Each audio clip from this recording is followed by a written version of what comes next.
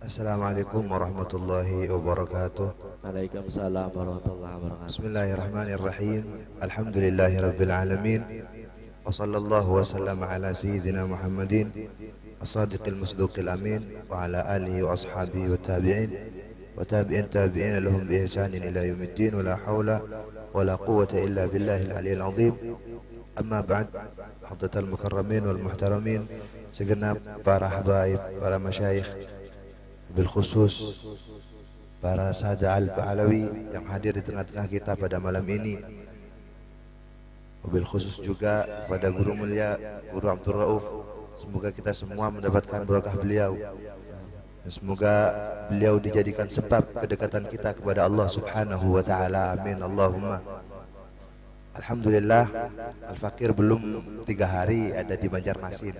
Sebenarnya tujuan utama ke Kalimantan Tengah, karena tiket larang Bu, Pak. Jadi kita lewat Banjarmasin.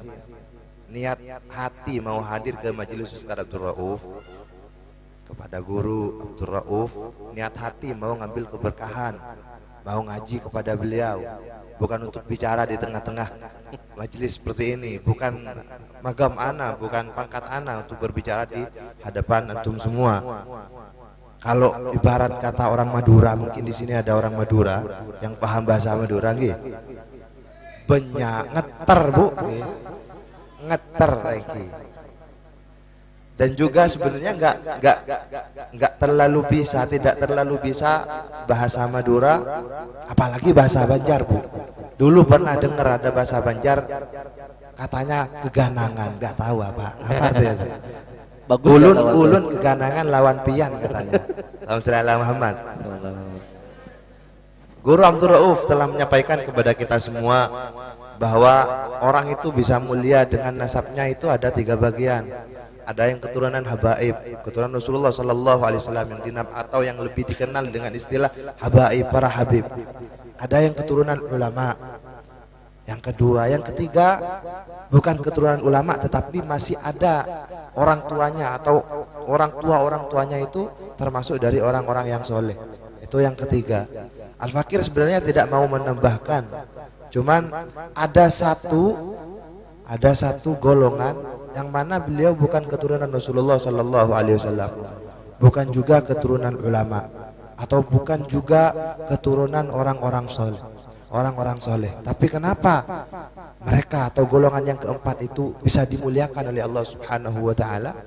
Tidak lain karena golongan yang keempat tersebut senang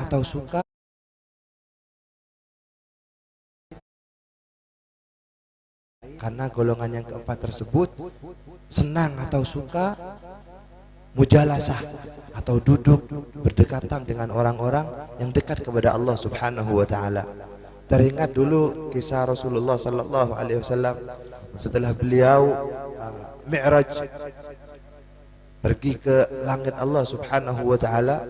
Sebelum beliau sampai ke Sidratul Muntaha, ke tempat munajat, tempat yang paling agung, bahkan malaikat pun tidak bisa ikut Nabi Muhammad sallallahu alaihi wasallam pada tempat tersebut. Karena apa? Karena saking mulianya tempat tersebut. Tapi ada sesuatu yang mana sesuatu tersebut tempatnya selalu ada di tanah, selalu nempel ke tanah, dan sesuatu tersebut bisa menang pangkatnya kepada malaikat Allah Subhanahu wa taala yang tidak bisa ikut Nabi Muhammad sallallahu alaihi wasallam. Apa sesuatu tersebut? Ialah sandal Nabi Muhammad sallallahu alaihi wasallam. Terompa Nabi Muhammad sallallahu alaihi wasallam. Memang terompa bukan ulama, terompa bukan nabi, atau bahkan terompa bukan malaikat. Sandal itu hanya satu pakaian kita yang mana tempatnya selalu ada di tanah. Tapi kenapa bisa ikut Nabi Muhammad sallallahu alaihi wasallam ke Sidratul Muntaha? Tidak lain karena sandal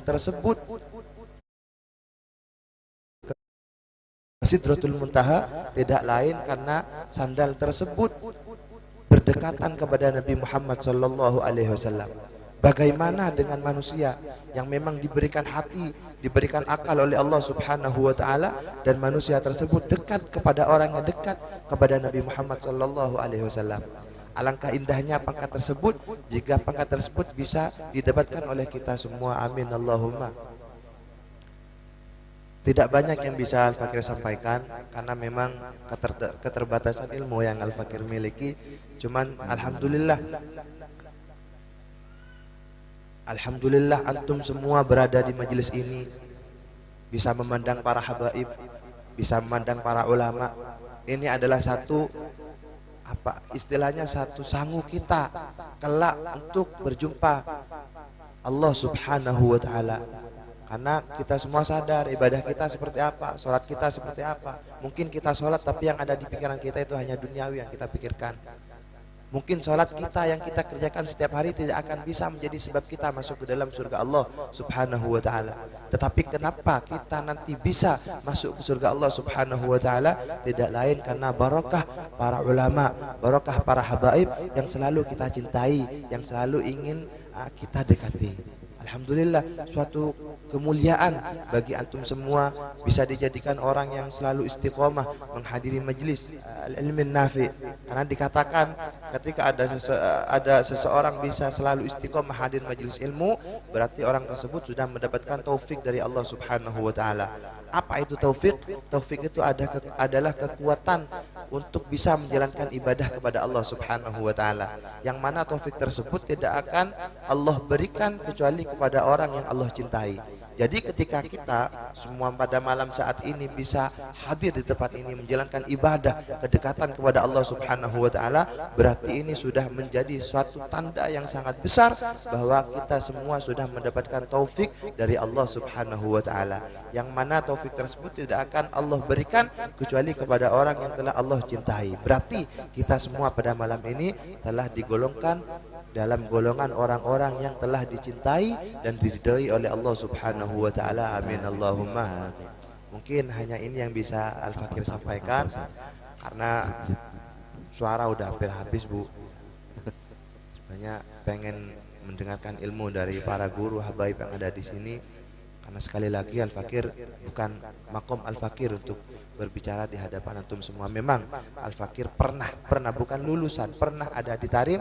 Cuman Al-Fakir di sana bukan seperti guru Abdul Rauf atau bukan seperti guru Muhammad Ridwan. Al-Fakir hanya ibaratkan satu sobekan kertas yang ada di tengah-tengah kertas yang mulia di kota Tarim. Allahumma shalli ala Muhammad. Dan yang paling terakhir, mohon maaf apabila ada kata yang Al-Fakir sampaikan mungkin kurang berkenan kepada antum semua. Hanya ini yang bisa Al-Fakir sampaikan, kurang lebihnya mohon maaf sebesar-besarnya. Wassalamualaikum warahmatullahi wabarakatuh.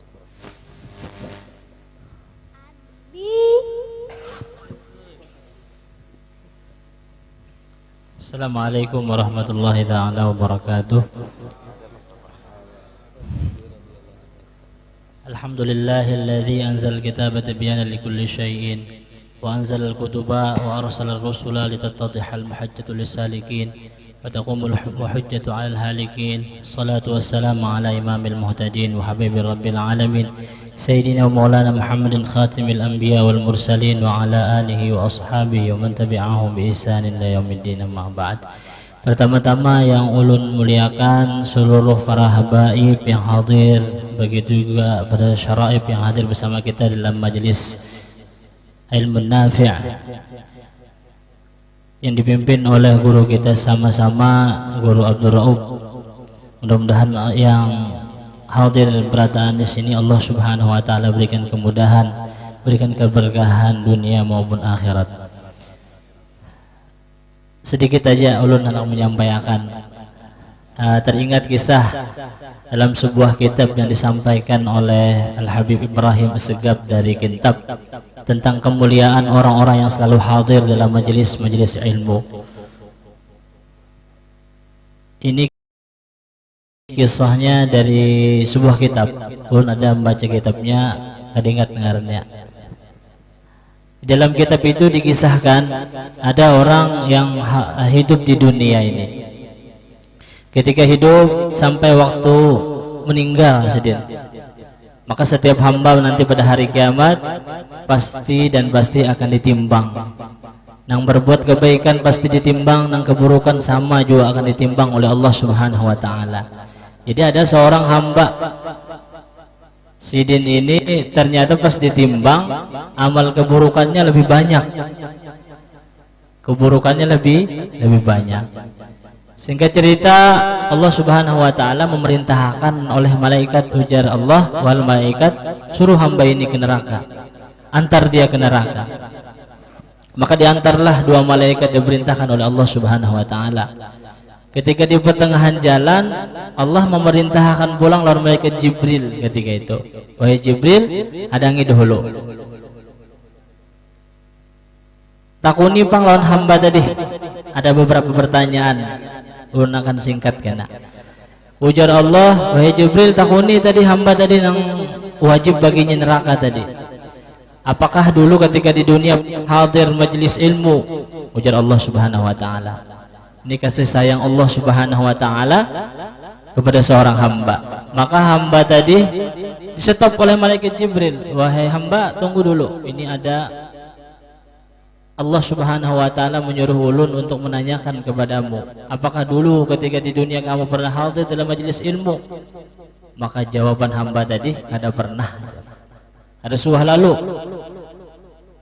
Kada pernah lalu datang atau hadir dalam majelis ilmu. Maka malaikat Jibril kembali kepada Allah. Ujar Allah, wahai malaikat, tajak takuni lagi. Apakah dulu pernah dia duduk bersamaan dengan orang-orang yang alim, orang-orang yang taat kepada Allah? Ditakuni pulang, pernah lagi kamu, ujar Allah, duduk dengan orang yang taat, orang yang alim? Ujar hamba tadi, kita pernah juga. Ini pertanyaan yang kedua. Pertanyaan yang ketiga, takuni lagi wahai Jibril, apakah dia dulu pernah namanya sama dengan nama seorang alim ketika di dunia? Imbah ditakuni, kada pulang, jauh namanya dari nama orang-orang yang taat kepada Allah Subhanahu wa taala. Nah, ini tadi hamba. Ujar Allah, saking sayangnya Allah nih, takuni pulang, apakah dulu di dunia pernah bertetangga dengan orang alim, sekampung dengan orang alim? Maka ketika ditanya lagi hamba tadi, pernahlah pian seperti itu? Kada suah juga, jauh kada mau berparak lawan orang alim si hamba tadi. Nang terakhir, coba ujar Allah, ini namun kada jua sadang nih timbayakan langsung ke neraka. Ibaratnya seperti itu. Tapi karena kasih sayang Allah Subhanahu wa taala, ujar Allah, takuni, hal kana ahabba rajulan yuhibbu aliman? Apakah hamba tadi atau kamu tadi atau hamba yang wajib neraka tadi pernah mencintai seseorang yang seseorang itu mencintai seorang alim? Ini kan cinta, tapi cinta dengan orang dan cinta dengan orang alim. Nah, seperti itu. Pas ditakuni, wahai hamba, pernah kamu mencintai seseorang yang mencintai seorang alim? Ujar hamba tadi, nah kalau ini inggih pernah ulun. Nah, mungkin anaknya kah, mungkin bininya kah? Makanya munnya ada majelis ilmu, jangan dilarang anak kita atau istri kita, biarkan hadir, yang penting dengan adab. Nah, dengan berkah ini ujar Allah Subhanahu wa taala, wahai malaikatku, saksikanlah sekarang aku ampuni hamba tadi dan masukkan dia ke dalam surgaku. Nah, ini berkah orang yang hadir dalam majelis ilmu. Mudah-mudahan yang hadir di sini, yang babinian, yang lakian, bisa istiqomah terus menerus menuntut ilmu, karena orang yang menuntut ilmu sama dengan orang yang di jalan Allah Subhanahu wa taala. Amunnya mati ketika dalam majelis ilmu, ujar Nabi SAW, maka dia sama dihitung seperti orang yang jihad di jalan Allah Subhanahu wa taala atau mati syahid.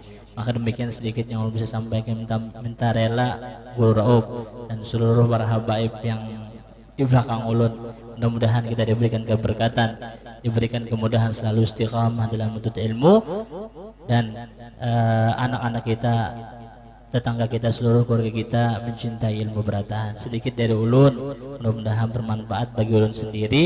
Wassalamualaikum warahmatullahi taala wabarakatuh.